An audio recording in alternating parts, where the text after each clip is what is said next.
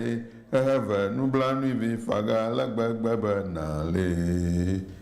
nale wala gbanye shone zatoe.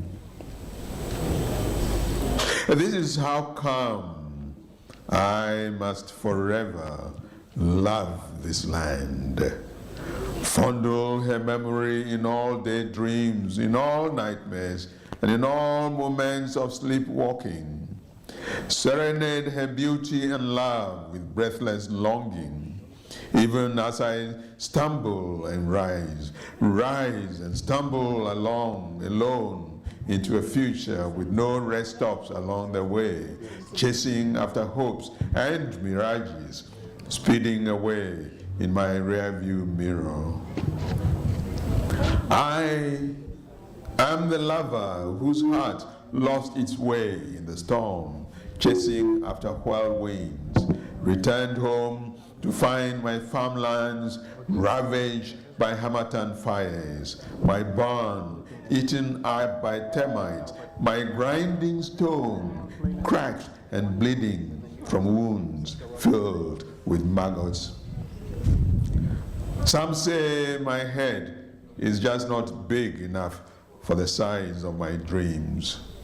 My heart too hollow for the weight, the depth and density of a patriot's love.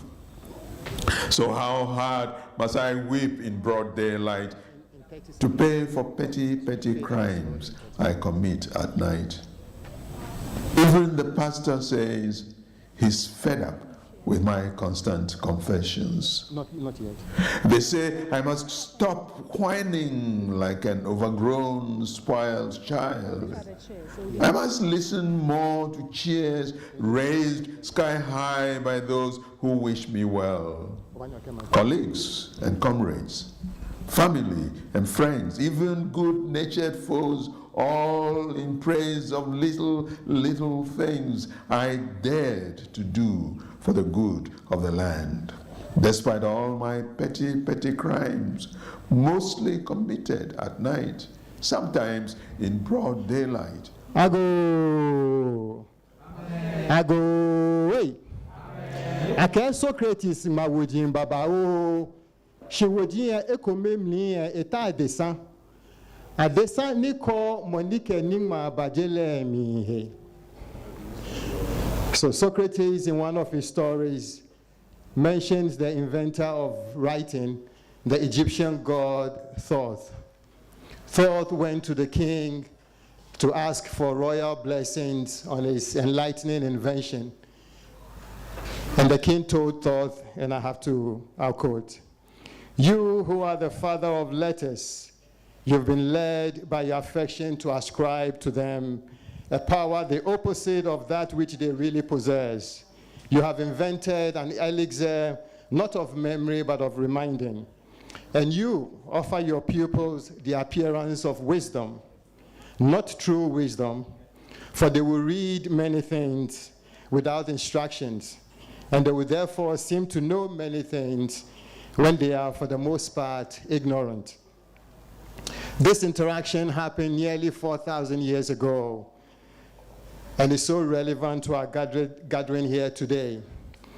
Our gathering here is indeed not about memory, but of the life and legacy of a woman who reminds us in this country every single day, from the north to the south, from the east to the west, when we see the National Theatre or the Children's Park or the Drama Studio at the University of Ghana, that true wisdom, not an appearance of wisdom, but true wisdom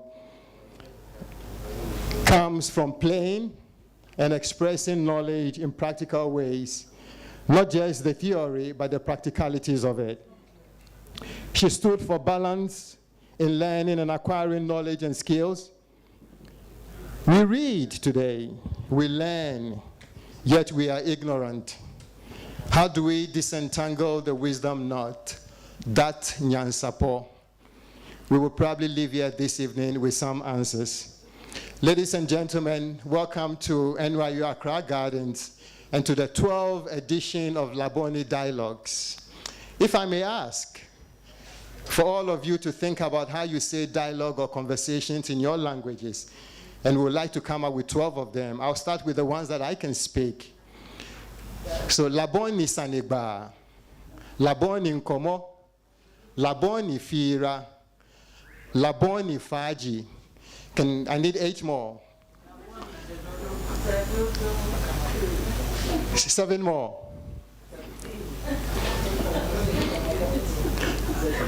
5 more. I can hear. 4 more.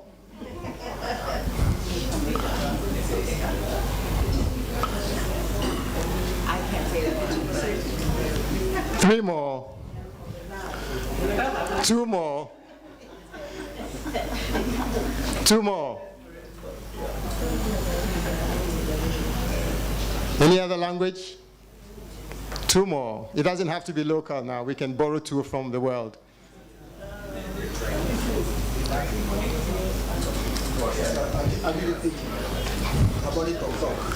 One more.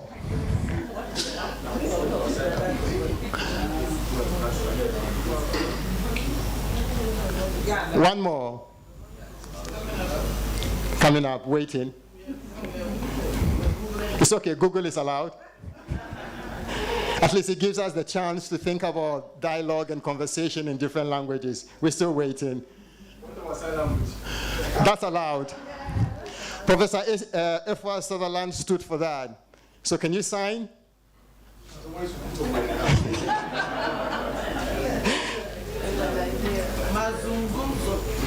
Thank you very much. Actually, I'm cool. So Labone Dialogues has become a creative meet me there. To our usual regular guests, we say thank you very much for coming once again. For those of you who are coming for the first time, we thank you for the initiative. Labone Dialogues reminds me of a pastry that was sold when I was in primary school. The woman who sold it, whenever she comes, she was shouting, "Ga, ko ye komi obaye nyon," which means when you eat one, you would like to have a second one. So once you have your first taste of Labone Dialogues, you're not going to miss a thing. For our online audience, thank you for flying the global flag very high for us. We appreciate your presence.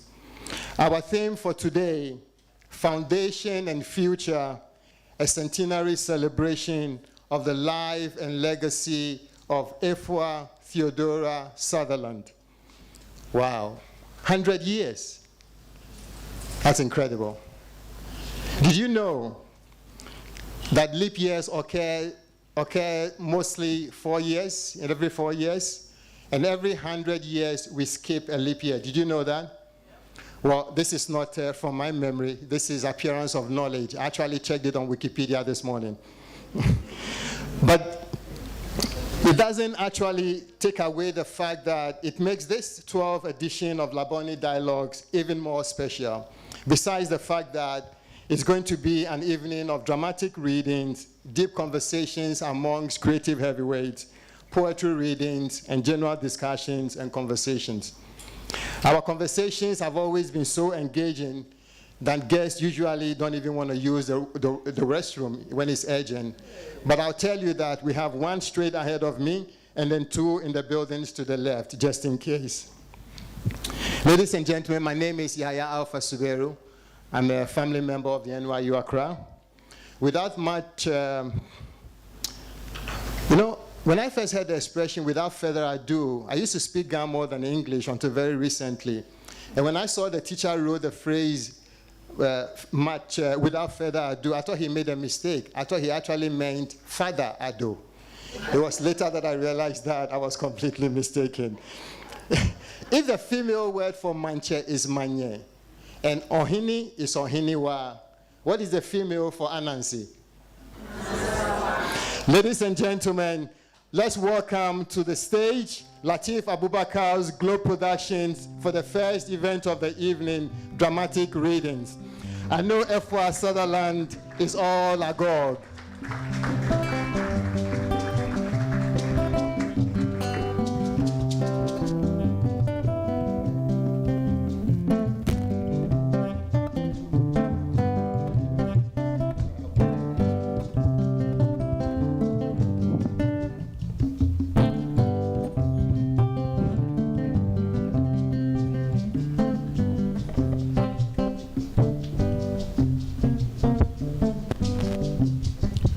My daughter, we shall see which one of those 4 chiefs will make the best husband for you. What? That is the story. But father, you sit there smilingly saying that that's the story. What's the story? The letters you typed for me to post. That is the story. What? Of course. Of course what? Father, you make me cry. You make me cry. Have I told you I want to marry any chief? Who even told those old chiefs of yours? They don't even know me. Have they even seen me before? They have seen your photographs. So that's why you went to great lengths to taking my photographs, eh? Oh, take a full pic of hair. 4 height. Oh, and as well, sit straight and turn your face slightly to the right and smile. Father, you are very cunning. You are very mean. I'm just glad you don't underestimate me. Father, after those photographs were taken, you traveled. I found you out. You went to Tor to see those chiefs, eh? Certainly. I covered miles. I traveled the country by bus, by train, by ferry boat. I lobbied for introductions into palace after palace. I listened with ears alert. I observed with keen eyes. I assessed everything before I selected those 4 chiefs to whom I could show your photographs for advantage. Father, why 4? Of course, because that covers north, south, east, and west.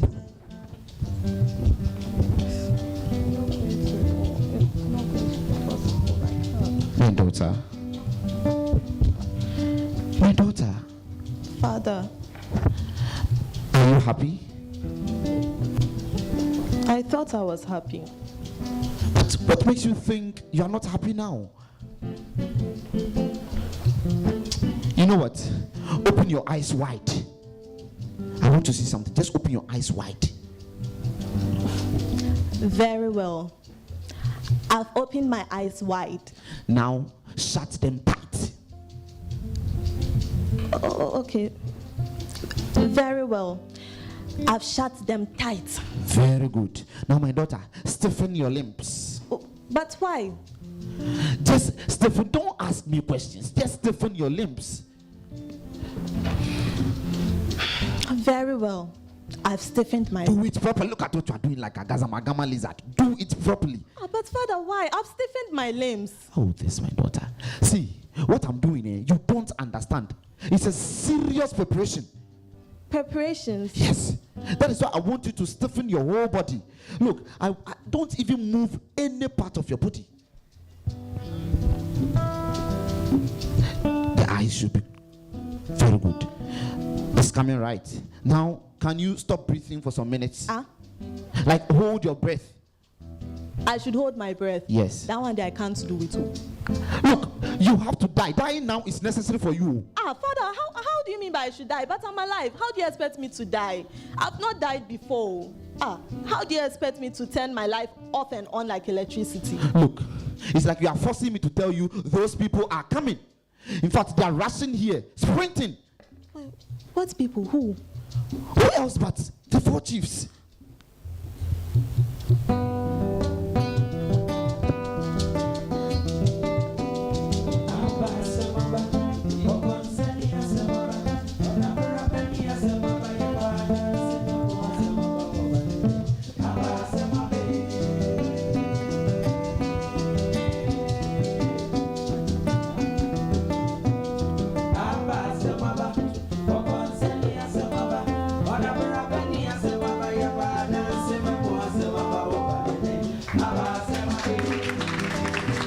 Thank you very much. Thank you very much.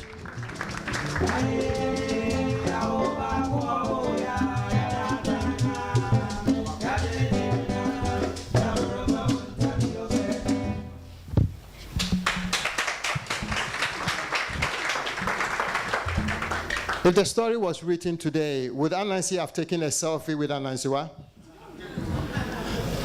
Or would it have been a studio portrait? In an interview with Efua Sutherland in the 1980s, she said, and I quote, "The image of the book is self-image. You open a book and it's about you, not always about other people." And she also said this, and I quote, "My purpose is to help develop the literature of my country, both adult literature and juvenile literature, because we need to do this as a process of self-rediscovery, building up our sense of our own identity through education, through theater." Our next guests embody wholeheartedly what Efua Sutherland stood for and believed in. When I was going through their bios, I realized it was much longer than the book Marriage of Anansiwa. So I'm not going to go through that, but there are a few things that they have in common. Their works are not only written, they are lived and performed. And as we remember from the conversation 4,000 years ago, that's true wisdom, not an appearance of wisdom. Professor A.C. Sutherland chairs Afram Publications, which Efua Sutherland started. Professor Awu Asiedu is the Dean of the School of Performing Arts, which Efua Sutherland was part of the group of people who made that possible. And Professor Kofi Anyidoho belongs to that select group of verbal craftsmen and craftswomen who have successfully fashioned a distinctively African voice out of that ambivalent legacy of colonialism, the English language, which Efua Sutherland was a trailblazer. Their titles alone as professors, the researches that they have done, and their quotes probably will be enough for their bios. And I quote this from a book that Professor Anyidoho wrote, and this is what he said, and I quote, "The poetry of print is the domain of the eyewitness. The poetry of sound is the domain of ear witness, the dominant poetic world of Africa." Professor A.C. Sutherland Adi's interest is in written and oral literature, and she's currently still the chair of Afram Publications Ghana Limited. By the way, when I was growing up, I never read as much, but one of the first books that I saw was actually published by Afram Publications. And usually the teachers would quiz us even on the publishers of the books that we read. Can you imagine? Professor Awu Asiedu is the Dean of School of Performing Arts, and her interest is in African theater and performance, audience, and the sociology of theater. Again, not just appearance of wisdom, but true wisdom.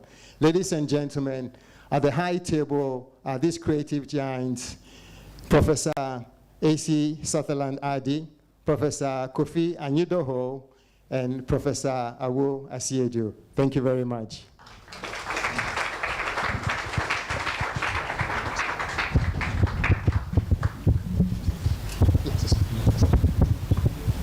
Good afternoon, everybody. It's a great pleasure to be here this evening on behalf of the family of Efua Sutherland. I'd like to thank NYU Accra for taking this step of honoring Efua Sutherland's centenary and joining us in the various events that we're going to be having during the 2024-2025 year biennium. I would like to say that what we're going to do here is to have a conversation. I'm very honored to be able to bring out, hopefully, what these personalities know about Efua Sutherland. And I have told them that we should look at her from all angles. And I hope that, during the conversation, it will become clear just, what a versatile person she was, but also, no doubt, attracting, some form of criticism for some of the things that she did. Maybe a lack of understanding of some of her activities. What I'd like to do, Professor Anido, it's going to be very, very difficult to keep calling him that, because I call him Uncle Kofi all the time. So if I do, just let it pass. So what I want to ask first to both of you, but Professor Anido first, is when was the first time you came across Efua Sutherland's name? In what circumstances did you come across her name? I'm not sure that I can be that accurate about that, but it certainly goes back to at least my first year at Accra Teacher Training College. And in the context of the Creative Writers Association, a club for students that sought to nurture the gift of creative writing. And the late Efua Sutherland was one of the advisors.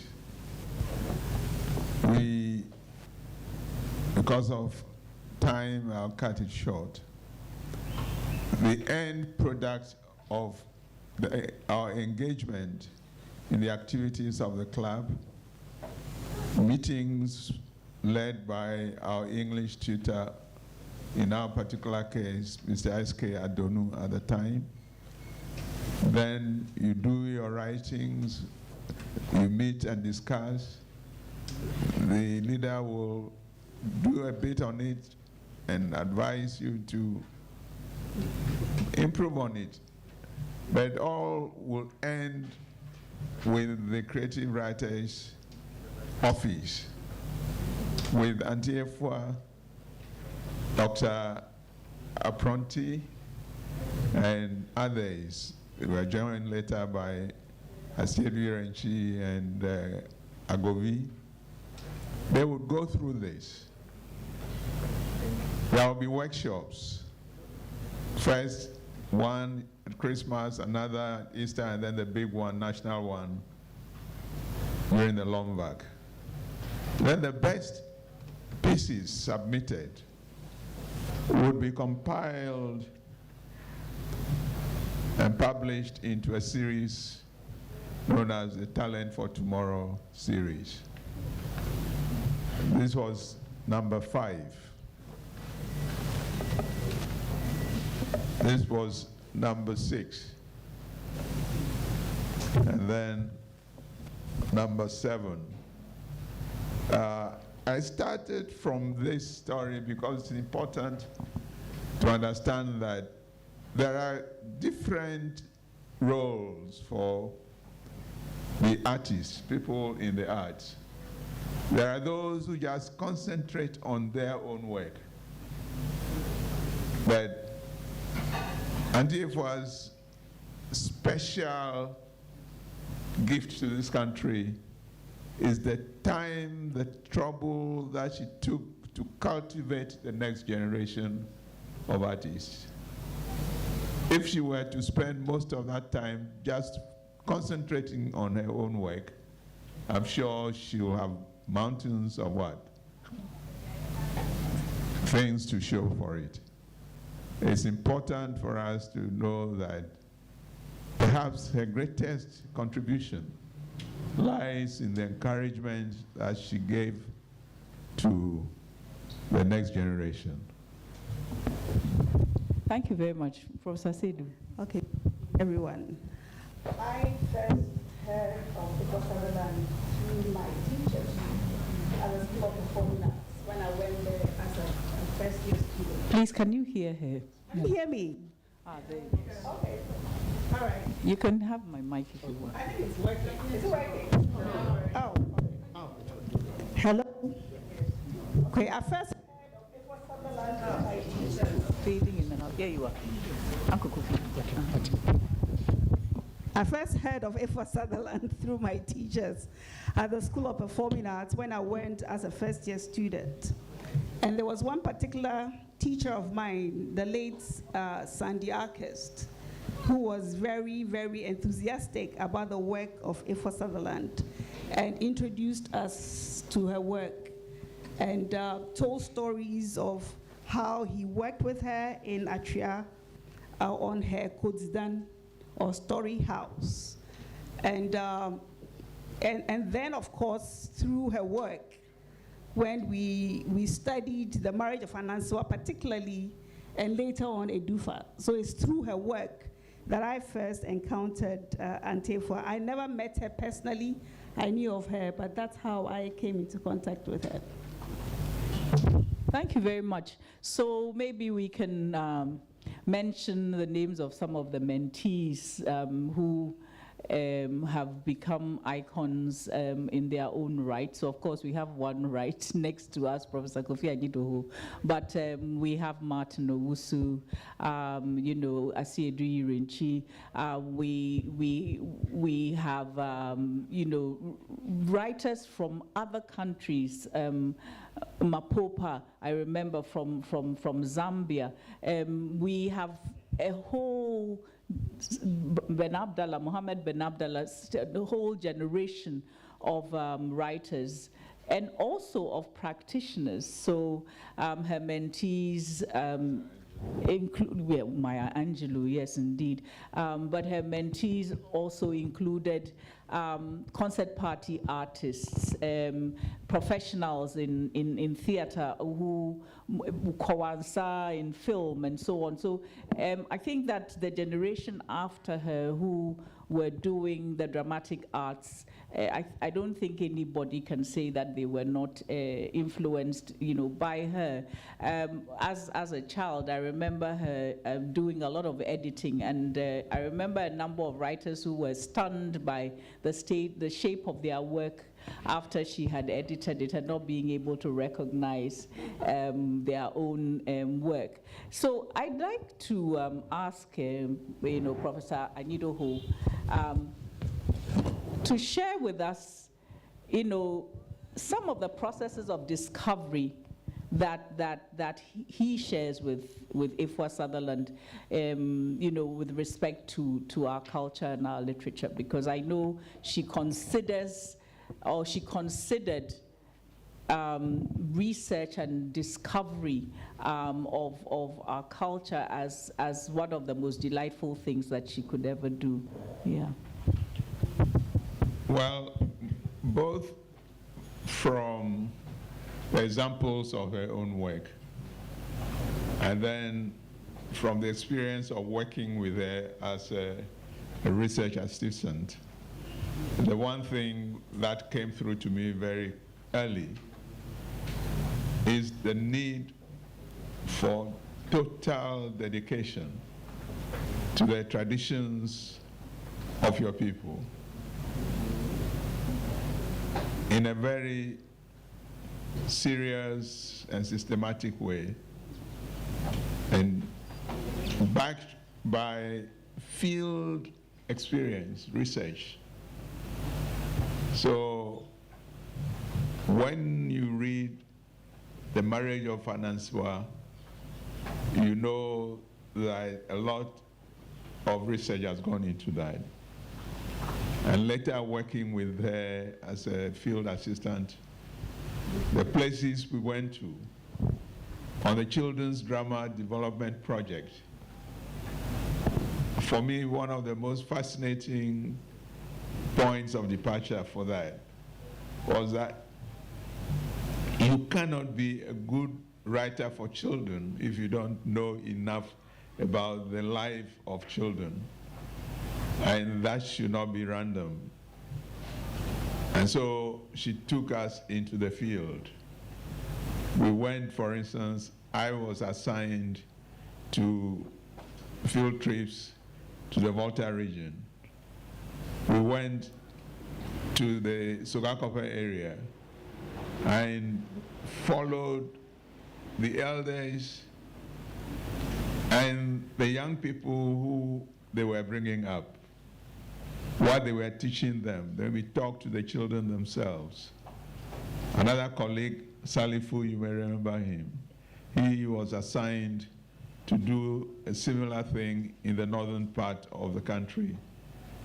And all that produced a data bank of things, beliefs, rituals around children in our various communities. And a writer could always draw on those for his or her own work. Then you come to playwriting itself. You don't just write a play and rush it to the stage. It has to go through a series of workshops. Then there is the stage of what we call test production. That test production must be presented to various types of audiences. Audiences in the university community, but ultimately audiences in the rural community, so that the work can reach a cross-section of people in the... It is that systematic dedication that produces works of lasting value. You see it in her own works, and at least some of us have tried to follow in her footsteps. I'll come to you in a minute, Professor Asiedu, but I wanted us to see how this process of discovery, of self-discovery and so on, can you share with the audience how that affected your own work, and go further to talk about what challenges you had in really making your own literary tradition the basis for some of your work, of all of your work, really? Well, remember, I was working with her for the most part in the beginning as a teacher of English. And within the university community. But she insisted, yes, English is wonderful, but too much Brofosem can cause problems. So only this last Friday, I launched 2 books that I've written in Efua, my collection of poetry in Efua, and then a children's play, Akpoklo, which I actually first drafted in a workshop for writers for children, which she directed. I wrote that in English, she read through. Just as you said, when I got back the script, there were more red marks than... But I went through patiently and cleaned it up, and I said, now, what you must do also is to rewrite this play in Efua. That was what I launched. That play had been there, Akpoklo, for many years, but it's finally been published officially and was launched. The thing about her work, she would normally first write in Fanti or Twi, and then take the trouble herself to translate it into English. And I can testify without fear of contradiction that that has left a permanent direction in my own work. Okay, so I would say that you got into trouble for doing that, though, didn't you? I mean, your colleagues felt, some of them felt that you were betraying the cause of English, the English department, by writing in Efua. Well, or writing from the Efua oral tradition. That's their own headache. Sorry. You see, as a professor of English, I learned how English became what it has become. And I keep reminding my students, my colleagues, that if Shakespeare had gone to the university, many people don't even know that he didn't finish even secondary school. That if he had gone through to the end, he would have been writing in Latin or Greek or whatever. It was his attention to what was, in his circumstances, his mother tongue that helped to lay the foundations for the English language. And it is important for us to understand that your mastery of a foreign language has a greater chance if you first master your own language. There is no point of argument about it. I first read Shakespeare in Neve. I first read Moliere in Neve. I first read Tolstoy in Neve.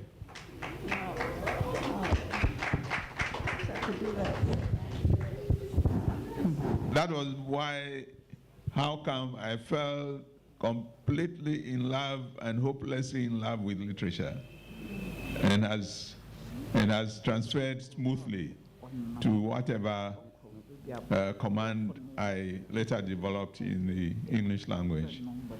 So maybe a little bit of re-education is needed. I'm quite envious, Uncle Kofi. Yes. Yes, it's such a privilege, isn't it? Yes, but let me move to you, Professor Asiedu, and I want to find out whether what Professor Anidoho is saying about, transitioning, letting your own culture of performance be the foundation of your work. How did you discover that in Efua Sutherland's work, and indeed in the work of other African playwrights? Because that's one of your favorite subjects, isn't it? Yes, okay. Yes. I think for me, one of the things that have drawn me very much to the work of Sutherland is her desire, as she put it herself, to create theater that took its essence from Ghana, from her own traditions, and not theater that started with Sheridan and ended with Shakespeare or whichever way. So that desire to give a Ghanaian essence to her work is something that is very striking, and she demonstrates that particularly in The Marriage of Ananswa, which was dramatized, a part of it was dramatized for us. And in that play, she's presenting the traditional storytelling tradition on stage. So she's working from her own culture of storytelling, and she lifts the storytelling into a dramatic piece. And if you study the play very carefully, you realize that she ensures that the aesthetics of storytelling come out in this dramatic piece. So the essence of audience participation, which Okwehu calls the ground zero of oral performance, is actually captured in that play. And how do you ensure that audiences are participatory in a stage play? How is that possible? You have rehearsed a play and you're performing it. How are you going to ensure that audiences can freely participate in that piece of theater?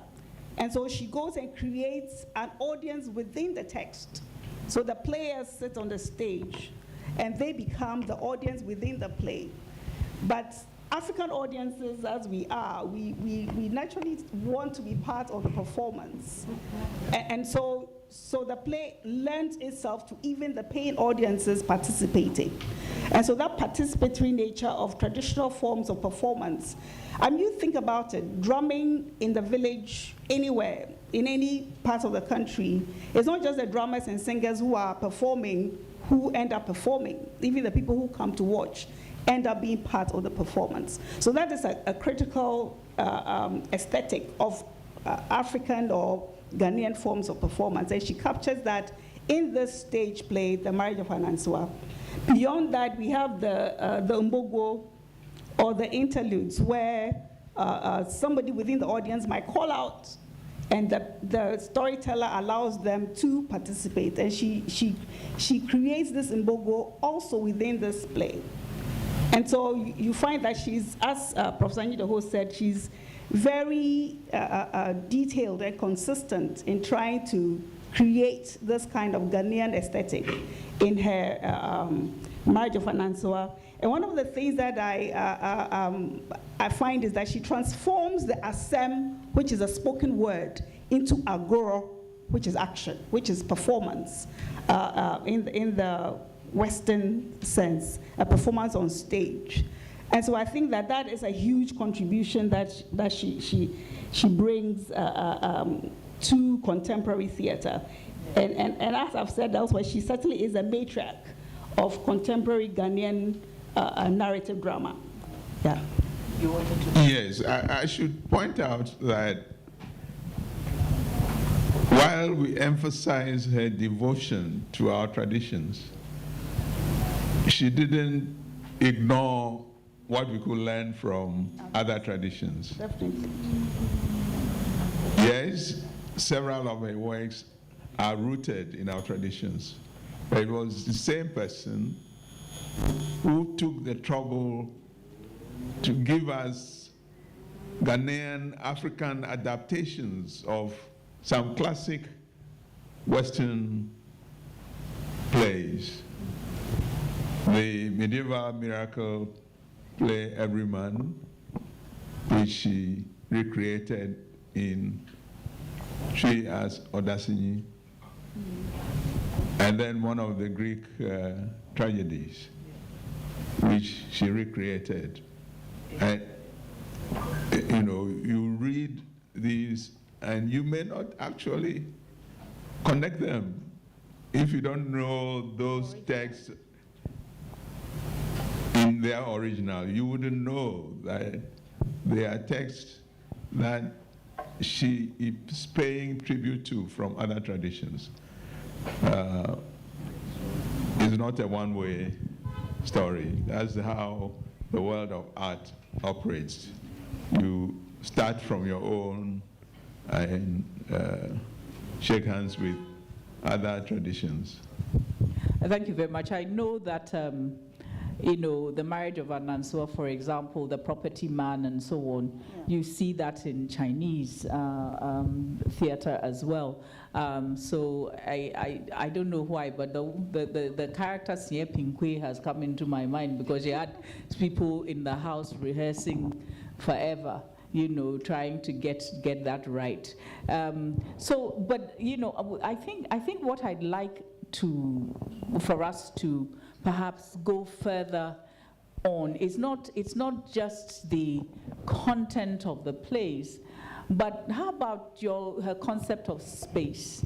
Where do you do theater, and where are our theaters in Ghana, in Africa? Yes, I will please. Yes. I think that we just have to take a look at the drama studio, and then we get a sense of what her sense of space for performance was. Because the drama studio really has different playing areas. Central, of course, is the round in the center, where you could have a performance in the round, which would encourage audiences to sit around the performance, which is the traditional way of performance. And then, of course, you have the proscenium stage as well, in that same space where performance can take place, and then the end stage. So I think that she had a very versatile view of what playing spaces should be. Yeah. Yes. Would you like to? Yes. I think it's important for us to add that she basically designed it herself, with the help of the technical people, but the concept came from her. And I remember her coming to the University of Texas, Austin, where I was doing my PhD at the time. Dr. Abdallah had finished his PhD and was teaching, and she came for a week of festival. At the high point of it, she gave a big public lecture in this auditorium of the drama school at the University of Texas. She stood up, looked around, said, "This is truly impressive. Magnificent space, but no good for African theater." You see, they have deliberately put a barrier between the performance space and the audience. And African theater doesn't operate like that. At some point, the audience must get on stage. How are they going to jump over these barricades here to become part of the performance? So yes, it's good for your kind of theater, but not for an authentic African theater as in terms of performance space.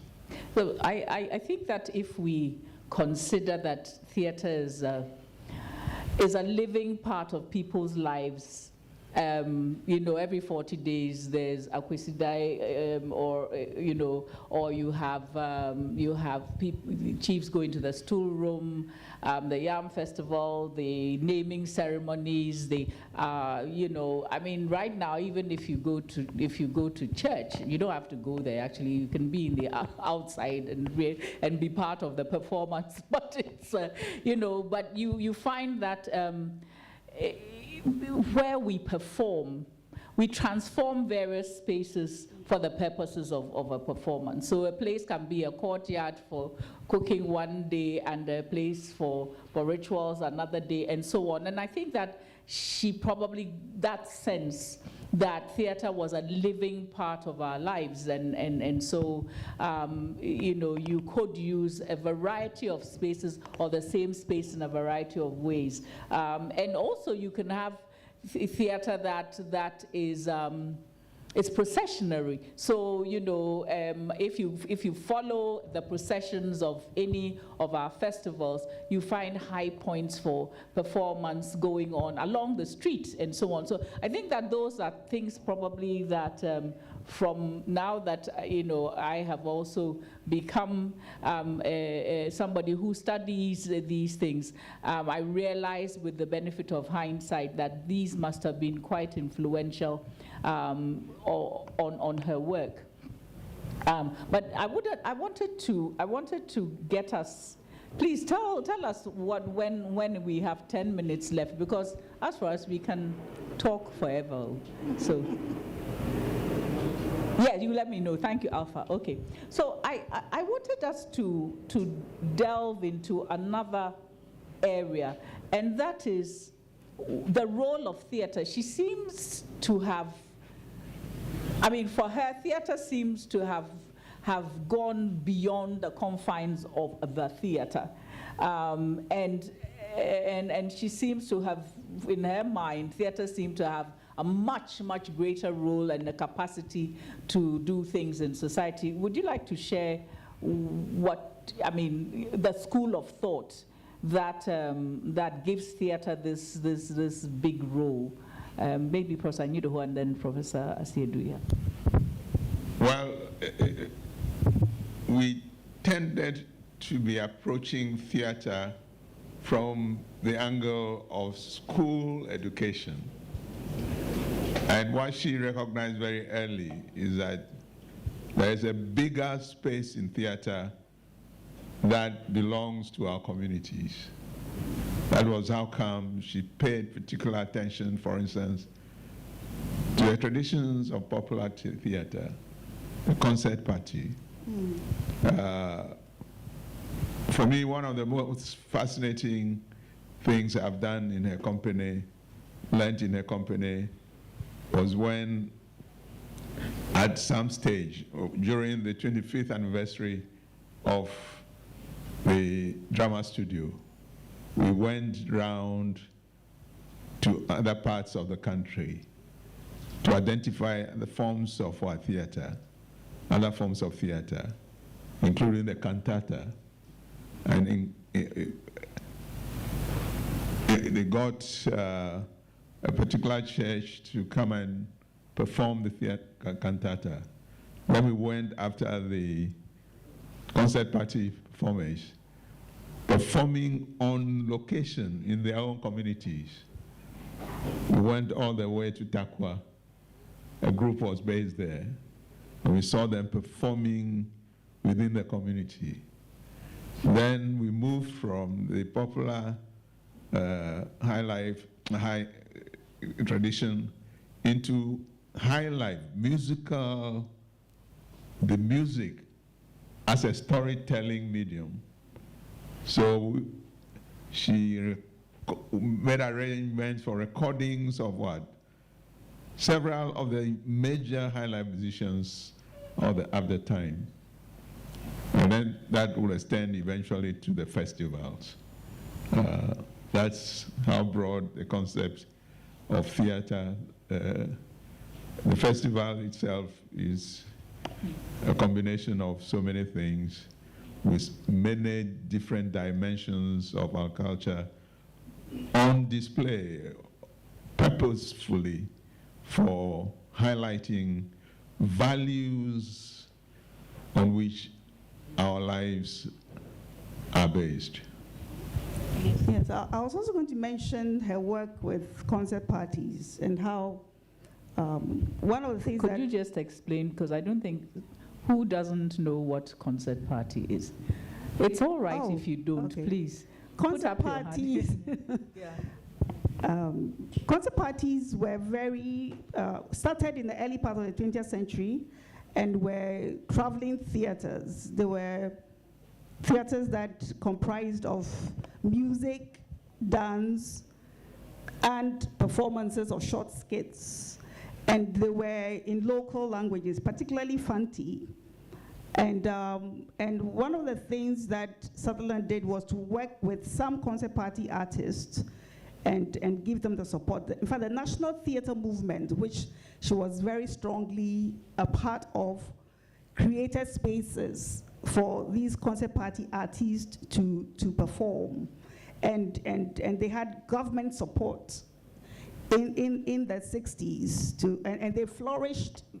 And from the literature, there were over 200 companies of concert party troupes in Ghana, but they started declining in the 80s. And currently, we find them on television, and they've actually morphed into the Kumasi, Kumawood, the view. So those people who have found themselves in the Kumawood industry are really have their roots in concert parties. So that's the kind of tradition. And I think that one of her, I think Uncle Kofi mentioned earlier about her interest in performance in the local language. And reading, we did a book where I went through her writings in Auntie Acey's house.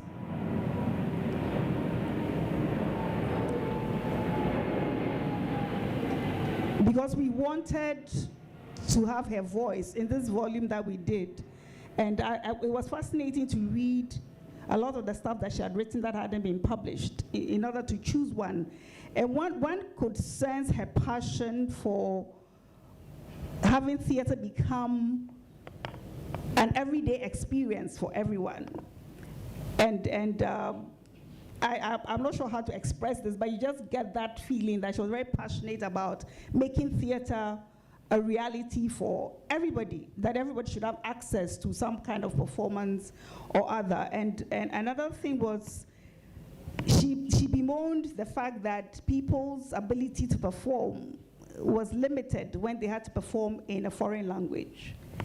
And so she had the opportunity to work with English language theater companies, the experimental theater, the studio players. And she had the opportunity to work with the concert party artists who worked in local language, and she could tell the difference.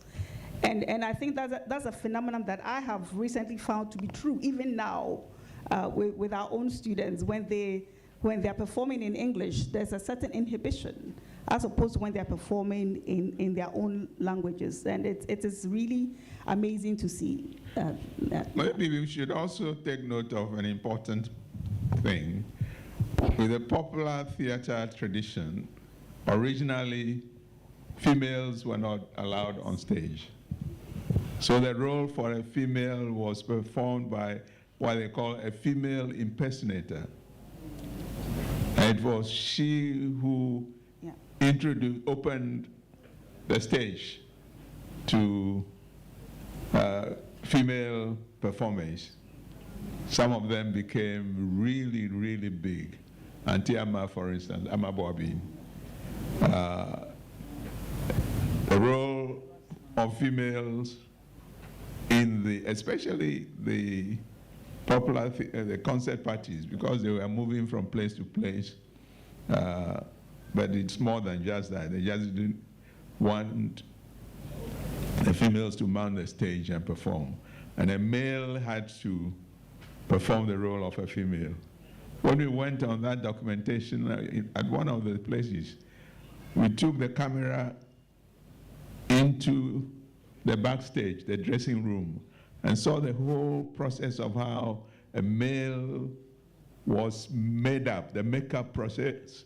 And sometimes, and then of course, some of them managed to transform their voices so incredibly, and the body movements, and you were deceived into thinking that this was a woman.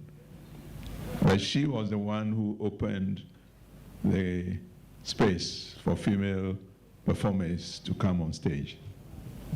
So I think it will be I'll just give you, look, maybe a minute or two's, sort of try and get us to get a feeling of what a concert party performance would be. I mean, by this time, you would have had a vehicle going round the town and a town and adjoining towns, announcing that the concert was going to happen, and then you would, by about 7, you would have the band, because it was always had a band.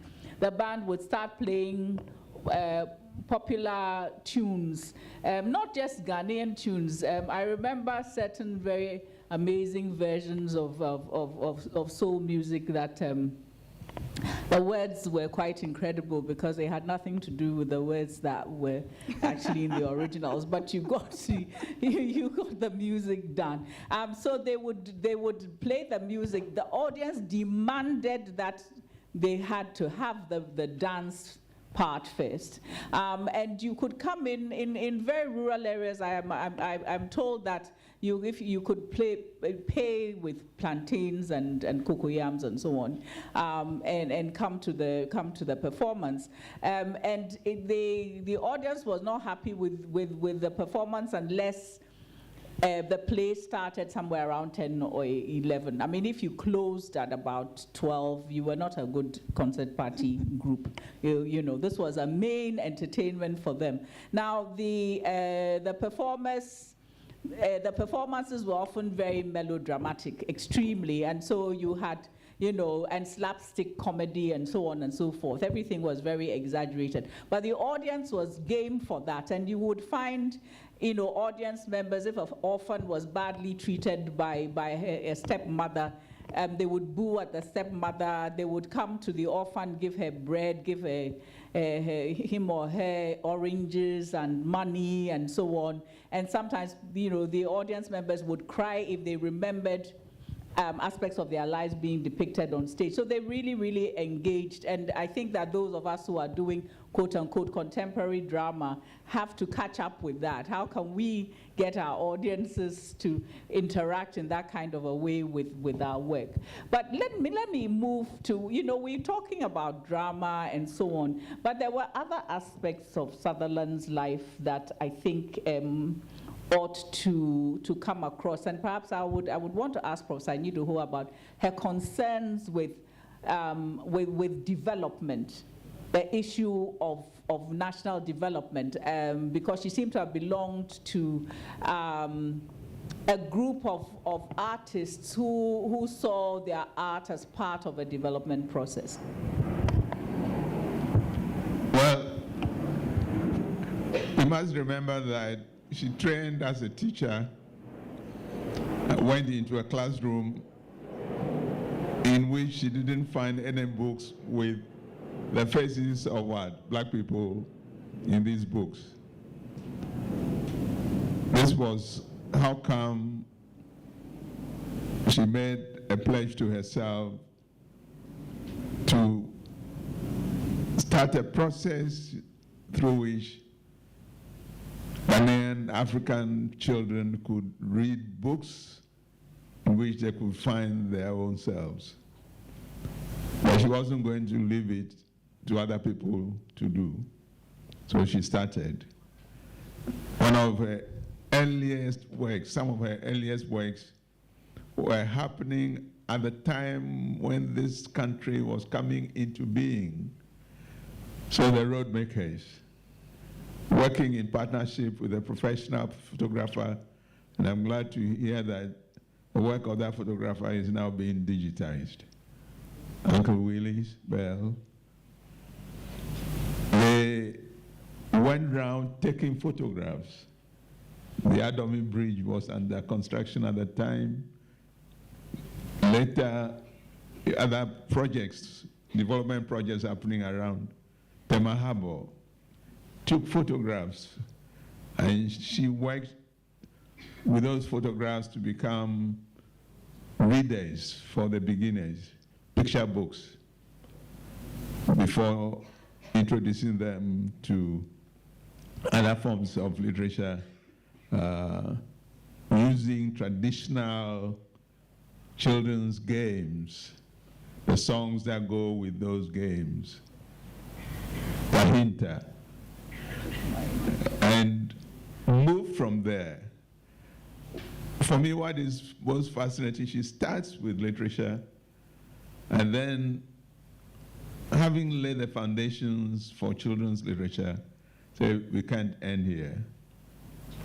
We must create space for children. So there was a stage in her life devoted to the creation of children's parks. Today we all know about what? The Efua Sutherland Children's Park in Accra. How she managed to get that space to establish that park. Supreme Court judges were moved from there.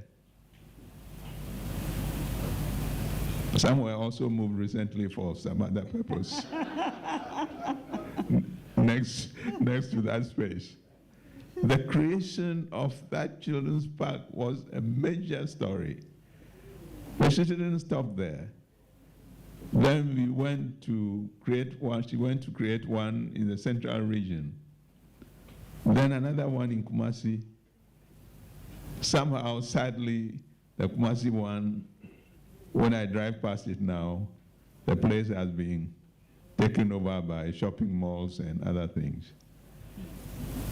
She wanted a space for the children to play in every district, possibly every town. Then she tackled the business of laws that could guarantee the safety of our children and worked to establish what? The National Commission for Children, for which she became the first director. Always connecting it with performance. One of the best poems that I've written was a poem in which she just said, Kofi, go and write a play to be dramatized by a group of school children. And I went to work, and that's what became Children of the Land, which we would dramatize, and each time, the joy that those kids feel when you cast them, somebody is representing what? Well, children of the Northern Lions, children of... It is that sense of development, yes, infrastructural, but more importantly, the human in development. Thank you. Thank you very much. So we've only got like 5 minutes or something. So I would like you to talk about this and also about anything else that you would like to say about your discovery. You know, some of the things that you have discovered by interfacing with her work. I was just going to add about her interest in Pan-Africanism and her desire to see African Americans and other Africans in the diaspora relating with their brothers and sisters on the continent, and which led majorly to Panafest. Yeah, so that was one of her moves. And for me, one of the things that impresses me very much about her work and legacy is what Professor Nyidoho started with, her mentoring of the next generation. And I think that is so key, and somewhere along the line, perhaps we may be losing it, but her intentionality, even thinking that there was need for a space where artists could gather and practice and train and be mentored, which led to the building of the drama studio, and her selflessly giving that studio to the university, so that at the beginnings of the School of Performing Arts, students from the school had access to that studio in Accra and could go there to do their practical work. I think for me, that is a big legacy. And then, fortunately, that studio is now ours, not only in terms of name, but also in terms of space. It is located in on the University of Ghana campus. So that's what I'll give the last word to. Well, the last one is important. Those of us who were children in the arts, she had a tradition of inviting us for lunch. The only thing is that you make sure you eat lunch before you go. But we finally figured out what she was doing. She wanted to bring us together to sit down and talk, and she drink beer, occasionally some palm wine. That often gave us an opportunity which we would never have had otherwise. All of us coming together and sitting, and then of course it's also the time during which she might share with us her ideas about the next project on which she would like us to work. Yes, come for lunch, but eat lunch before you come, because her lunch will be ready at 4 o'clock. Thank you very much. I always do this to Ralph Sutherland, but he's here. My brother Ralph is here, and I think we can testify to these 4 o'clock lunches, which consisted sometimes of things that we could not understand. Like you go and buy all the things for the lunch, and then she decides that the tomatoes are not pretty enough. They're not rounded enough, they're not red enough, they're not juicy enough. She goes back to the market to go and get the right kind of tomatoes. And here we are, wondering what we are going to say to the people who have come. She was definitely somebody who had a very true sense of aesthetics, sometimes to this degree, and also a sense of what was spiritual and what was important, and she wouldn't let anything ruffle her in that sense. So on Fridays were her special days. So if you came to visit her on Friday, she just wouldn't see you. And we had to deal with how to turn people away, and so on.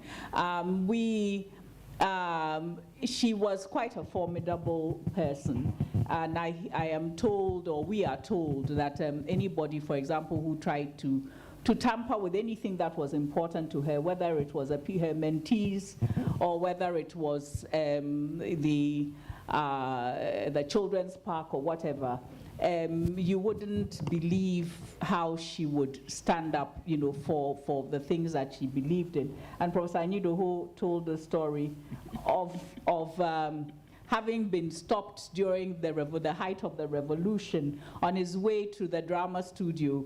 But he walked there because his car was seized by some soldiers.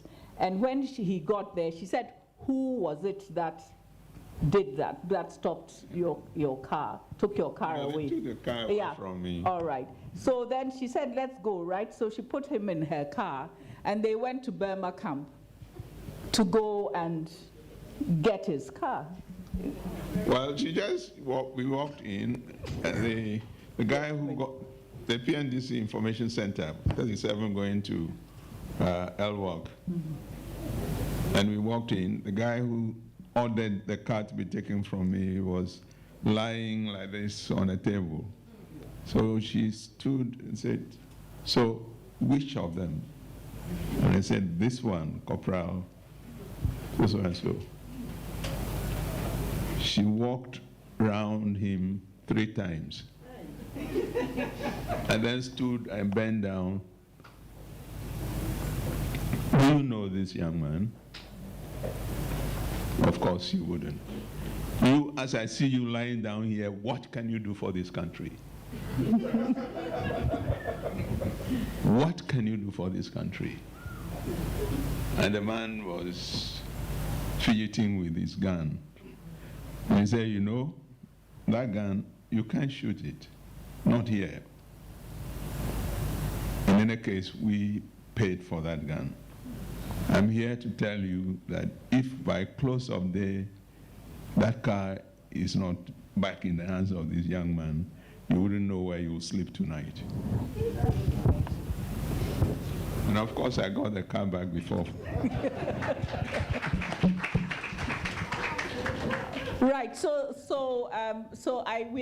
We're rounding up this discussion, but I think it would be important for us to recognize what it takes to put foundations in place, and anybody who's putting a foundation in place is thinking about the future.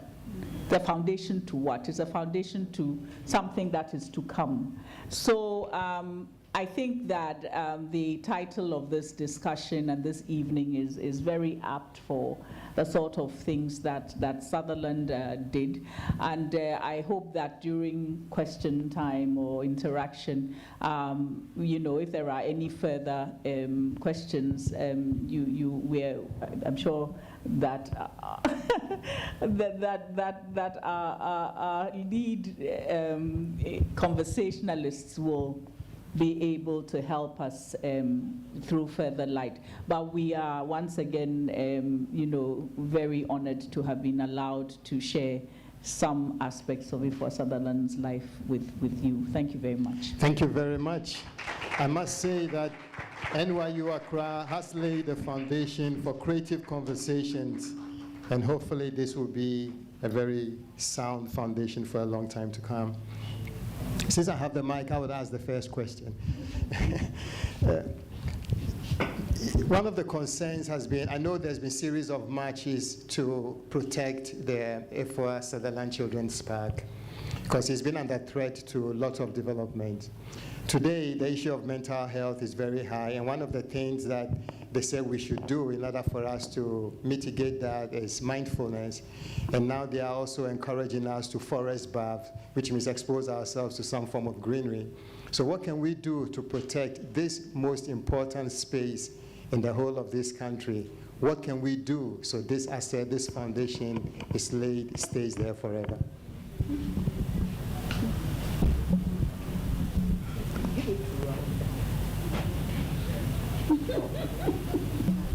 Okay, well.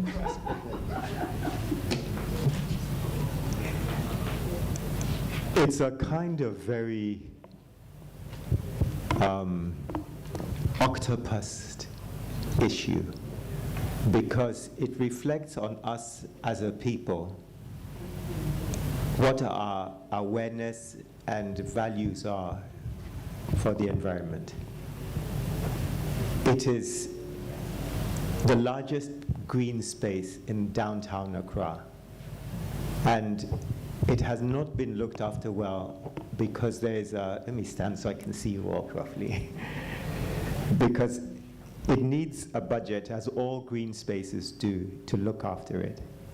And whilst it has not been kept well by the government representatives of the nation, the misuse of it for funerals, celebrations,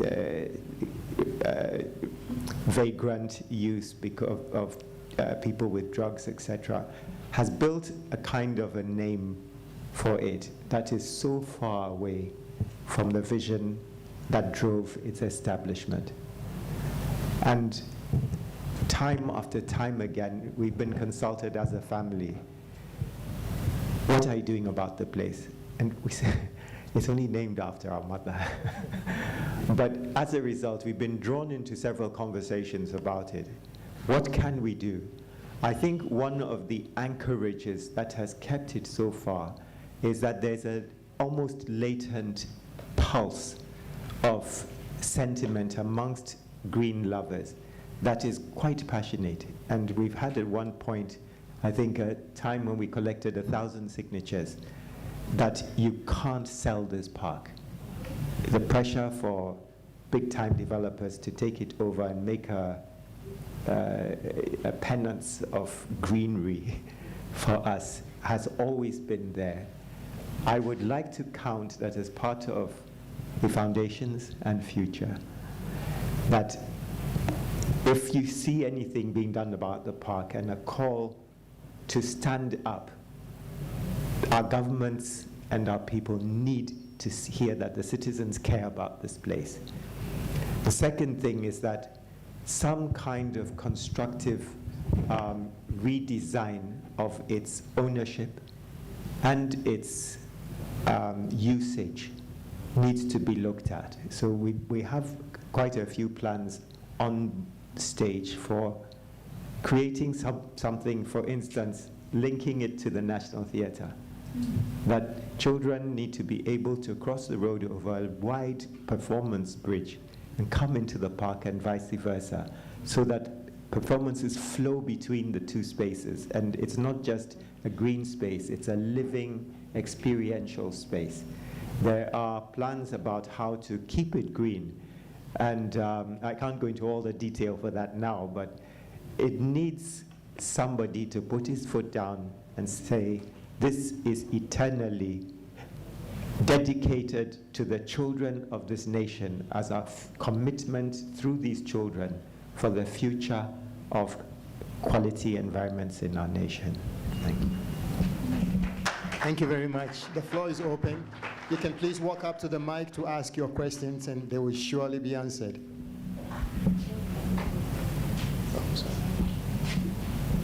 Whilst we're waiting for someone to step up, I must say that NYU Accra Gardens is actually worthy of African performance because we can have that interaction. So Efua Sutherland will be very, very happy with our space here. Did I see a hand? It doesn't have to be questions. It can be conversations. It can be things that you would like to share or your experiences with Efua Sutherland, if any.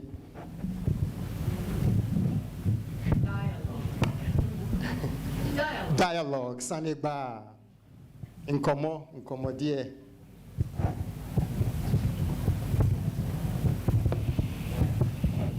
Is that a hand up?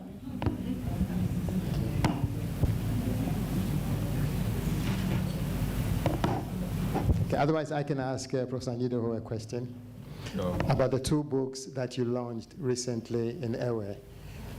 How many Ewe readers do we have?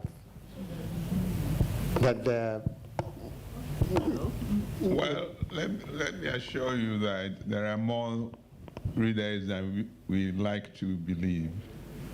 One of them, the poetry book, has already been adopted as a textbook for the senior high school students who are reading Ewe. And we invited Maoli School. Maoli School offered to dramatize the Akpoklo play. And I went there to see them on the last night of rehearsal and discovered that even though it is not, Ghanaian languages are not core subjects, there were 300 students in Mauli School alone who were reading Ebe. Wow. Yeah, it deserves a clap. Now, Akpoklo, the Ebe version was earlier published by Whaley Publishing Services. And it's the only one of my books that sold over 3,000 copies in 3 weeks. That's impressive. So let's not, and as for the poetry, because I did a recording of the poems first on CD, which I've been playing on radios in Togo and all over. So one of the best awards I've received for poetry is one which was given to me in Togo for the promotion of national languages. And it's, I don't know why we keep coming back to this question. If we do not promote our own languages, you see, attempts have been made and dropped. Ghanaian languages were made compulsory. The first 2 years, children of the elite, most of them who got A1 in everything, failed in a Ghanaian language paper. So the ministry pretended that they didn't have enough teachers. So they downgraded it again. Now I hear they are thinking of what? Calibrating the policy and making Ghanaian languages compulsory again. That's what it has been for all the other countries who were with us under colonialism. They took the trouble to make their own languages the language on which the business of the state of development would, and we know where they are today. We can sit down and argue among ourselves and stop speaking our languages to our children, and then blame the kids for not knowing. Thank you very much. I'm actually a testament to that. I was speaking Ga and writing Ga better than English until I was well into my teenage years. Yeah, thank you. Yes? I was listening to the story, the last story you shared with us regarding Efua Sutherland. Yeah. And for me, that reflects a certain level of moral courage. Yeah. For a woman to walk to a camp and say, "You this one." But I see a break in the ribbon in relation to our moral courage in Ghana. Do you have any prescriptions how we can get back and mend this ribbon? Any reflections from the three of you? Well, I don't know whether I have any prescription for that. It's something that is left to us individually. The reason why that soldier took the car from me was I was on the motorway going to Tema, and they were chasing me to stop. I didn't mind them until it was not safe for me to. So when I finally got to the end, I parked, and then he came out. At the time, it was actually the very first edition of the VW Golf diesel to come into this country. So he went round, asked for my license, this and that. He didn't know what to do.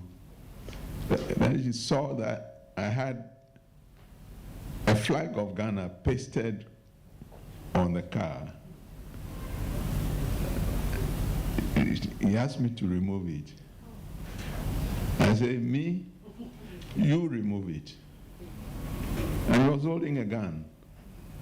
So I said, look, that gun, you bought it. Even the dress you have on was paid for by us. What makes you think that you can intimidate me like this? I think she didn't expect that kind of confrontation. And those were the days when, before you know, the gun goes off. But I was spared that day until a few days later I was going to the airport. He caught up with me. But he still didn't have the courage to do it himself. There was somebody, a real soldier next to him, heavily armed. And then he turned to him, take the keys from him. I looked into the guy's face and I knew that he was in space. So I handed over the keys to him.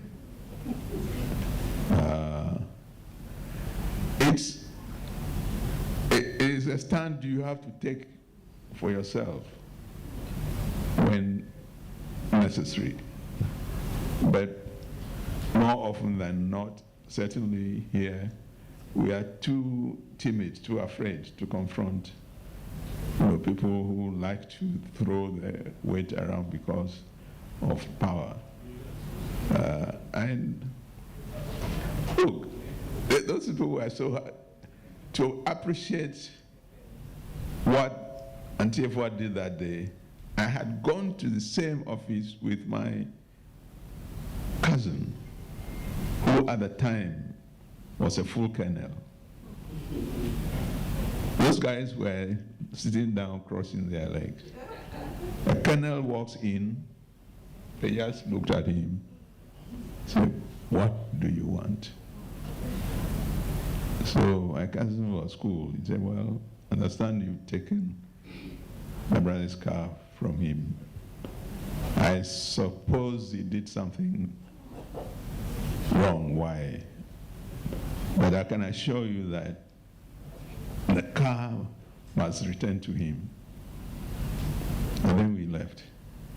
They saw a full, these are private soldiers. They saw a full colonel walk in, and they were lying down, crossing their legs, asking him what he wanted there. And Efua walks in, says, what can you do for this country?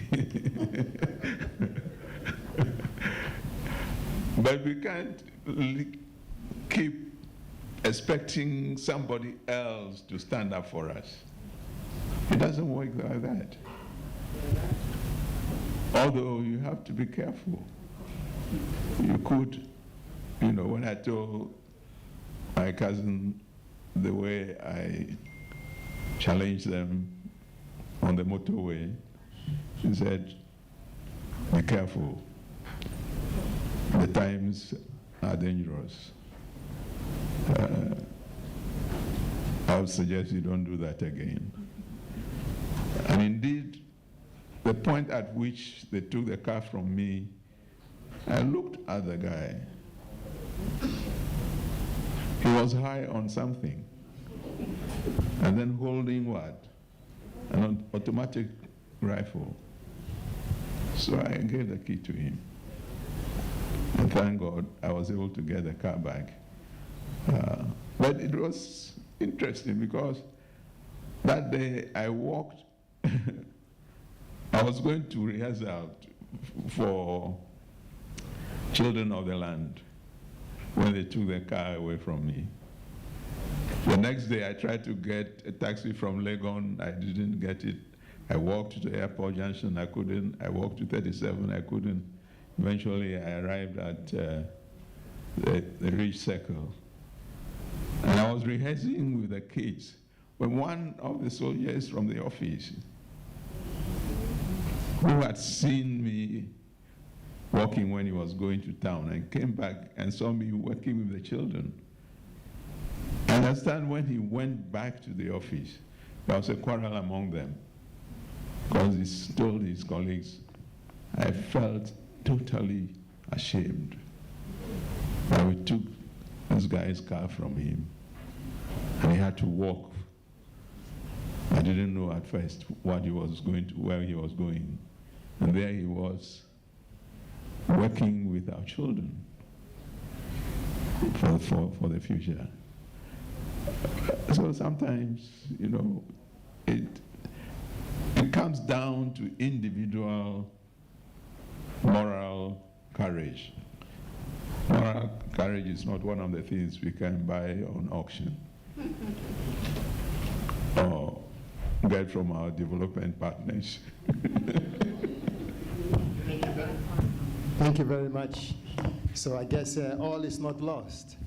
I have a quote here from Efua Sutherland, which says, literature is not a strange commodity in the African culture. We have a lot of literature not written, mind you. So actually, the word literature is a misnomer. We have a fantastic wealth of verbal arts, poetry, and narratives, epics, legends, and folk tales.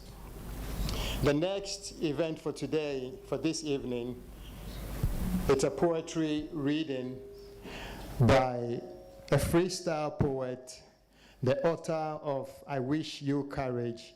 She's the director of the All Africa Women Poetry Festival and the coordinator of the Efua Sutherland Centenary celebrations, Emma Fusua. Thank you very much.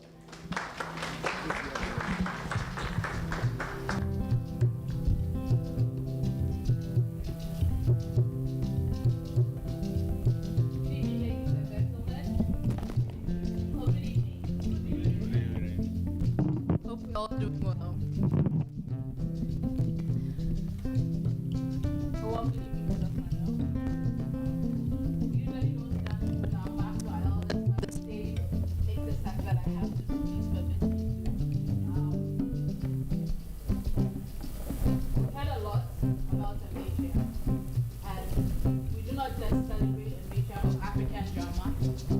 Celebration is about.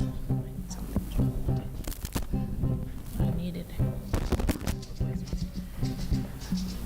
We're celebrating a very versatile woman, and it being the centenary year, one of the initiatives that we have put together to mark that celebration and to bring to the fore all the many things that she was, including a pioneer of just letting people own their narratives and tell their story as authentically as they can. We, the All African Women Poetry Festival, have decided to honor and dedicate this year's edition of the festival to the matriarch, the legend, which is Efua Sutherland.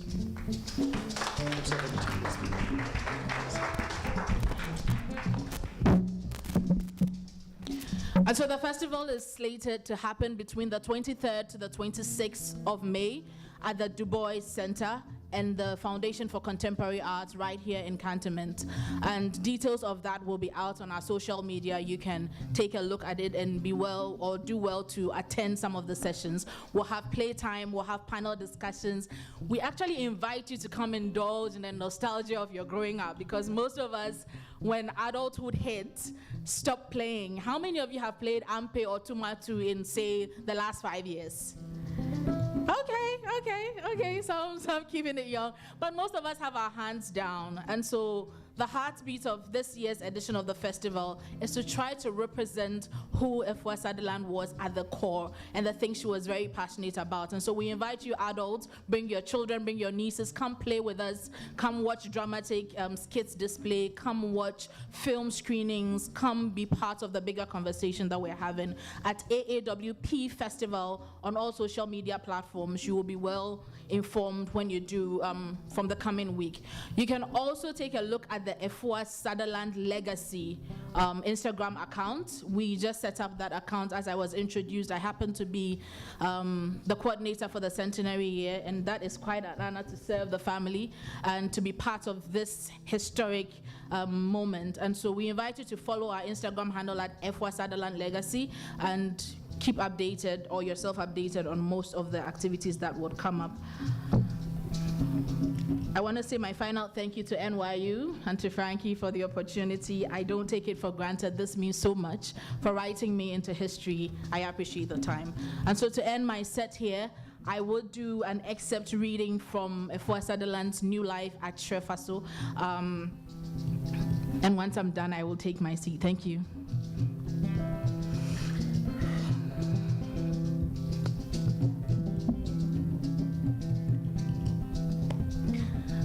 So the new year came around again, bringing the season of festivals for the gathering in of corns, yams, and cocoa. There were harvest celebrations. There were bride meetings too. And it came to the time when the Asafo companies should hold their festival. The village was full of manly sounds, loud musketry and swelling choruses. The path-finding, path-clearing ceremony came to an end, and the Asafo marched on towards the Queen Mother's house. The women fussing round them, prancing round them, spreading their cloths in their way. Osei to the man of old. Osei Yabo. Yeah, boys,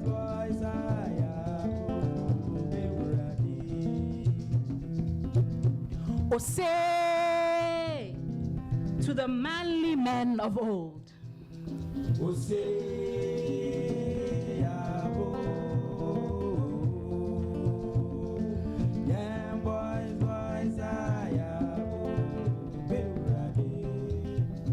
they crouched like leopards upon the branches. Before the drums beat, beware. Before the horns moaned, beware.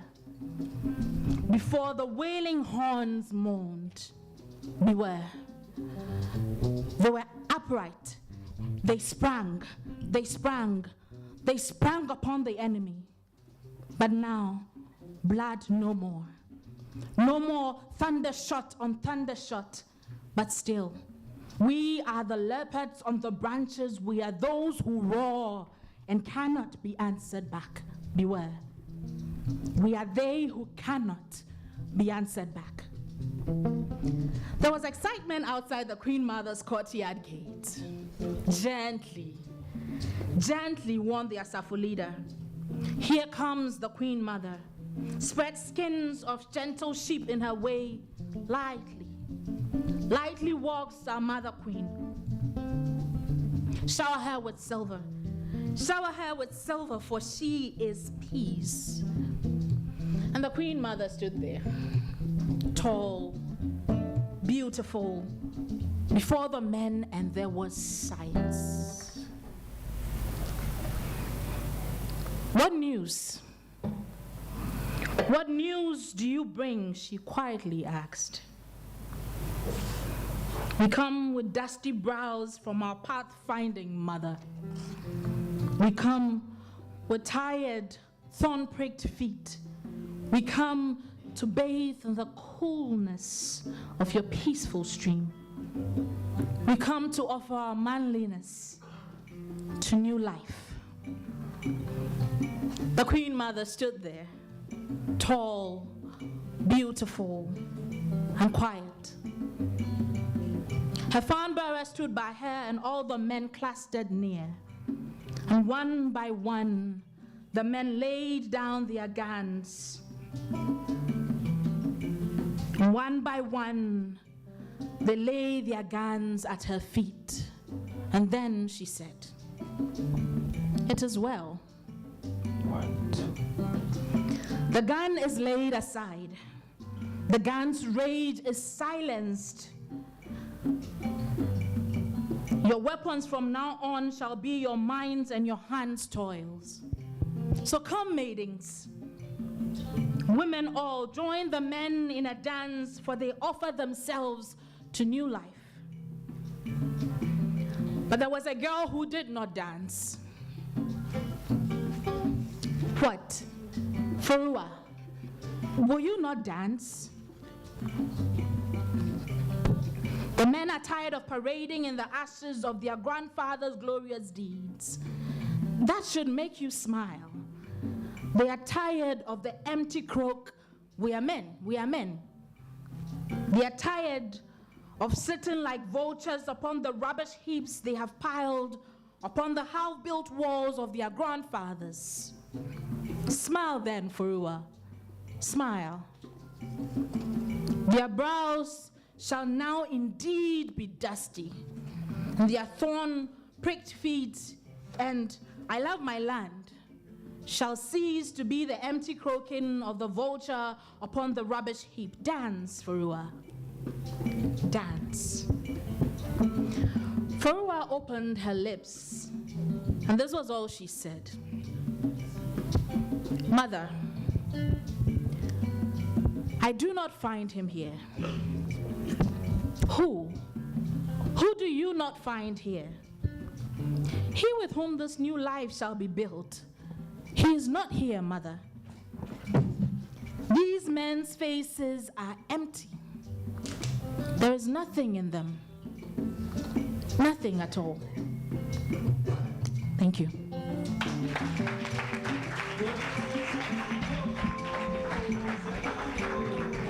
Thank you very much, Emma Efua.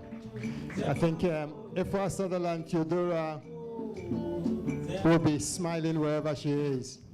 At this juncture, we'll call on the man who's made all this possible, 12 editions of Labone Dialogues and counting, the site director, Professor Frankie Edozian.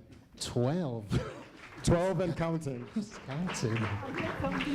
Thank you, Alpha, and thank you, Emma. Emma, where are you? Where are you? There she is. Another round of applause, please. Thank you, thank you, thank you, thank you, thank you, thank you, thank you. All of us here at NYU Accra, we don't take it for granted that you choose to come and spend your evening engaging with us. New York University has always been a very private school in very public service. So we're very, very grateful to all of you for coming and engaging in what we believe is a celebration of one of Ghana's brightest stars. And we hope that for you, this is the beginning of continued engagement in the work of Efua Sutherland. And so we are very, very grateful that you are here. I'm not going to keep you too long. The refreshments are coming. I know it's been a long evening, but I just want to take a few moments to thank some people in our community who are always very supportive of us. And that starts with, outside of you guys, the United Nations mission to Ghana. Charles Abani is always, always very, very supportive of us, as is the mission of the United States to Ghana, as is the British High Commission and other members of the diplomatic corps. It is difficult to make these kinds of conversation happen without our stalwart partners in our community. And one of those partners is the Writers Project of Ghana. There is a table right there. We ask you to please engage with them, buy books, buy Sutherland books, but buy other books as well. And let's have more of these wonderful, wonderful conversations. Next to them is another partner in education, another partner in literature, another partner in getting people to read from Choco, which is Basics International. There's also a table there. The more you support them, the more we can get people to read. And we know that the reading and thinking people are always the best. We want to also thank our wonderful partners, Globe Theatre Productions, Latif Abubakar and his crew. Many of you were here early on when they had that wonderful dramatic reading, so please a round of applause for them. They're so great. all evening, my wondrous, wondrous friends. You've been serenaded by the Labone Palm Wine Band. They're all so beautiful in music and in aesthetic. So we thank them for continuing to be with us. Labone Dialogues by NYU Accra is about our community, and we're very, very grateful that several members of our community are here today. One of them is a professor who has always been a champion of NYU Accra, but also a champion of people in general. And she's been so busy in the news fighting the good fight that we're so pleased that Professor Audrey Gajepo is with us today. So please, a round of applause for the incredibly wondrous, beautiful, kind-hearted Professor Audrey Gajepo. All of you on the live stream, I haven't forgotten about you guys. Thank you for logging in, especially those of you taking your lunch hour in New York. Thank you, thank you, thank you. Speaking of New York, I have two colleagues who have come down to be with us, and one of them is Miss Alison Michaud, somewhere in the back. A round of applause for her as well. And Mr. James Foley is also here. A round of applause for him as well. We could not be more grateful to our wonderful, distinguished panelist, Auntie A.C. Sutherland. Thank you, thank you, thank you, thank you, thank you, thank you. Professor Awuasiedu, thank you, thank you, thank you, thank you. And our very own Professor Kofi Enidoho. These are members of our NYU Accra family, so it's not that, we don't take them for granted, but they're always, always, always here for us. There's also a bunch of young people here from school. I ask you to please, please, please engage with the work. Engage with Sutherland's legacy. I mean, Ghana has so much to offer the world, but we really ourselves have to engage with what has always been in our backyard. And so before I go, I want to tell you that stay. The NYU Gardens is your place for conversation. It's your place. You don't have to rush. We're signing off now and we're saying thank you, but there's going to be lots of music and lots of grub. So thank you for coming, and we'll see you at the next one. Thank you. Thank you very much.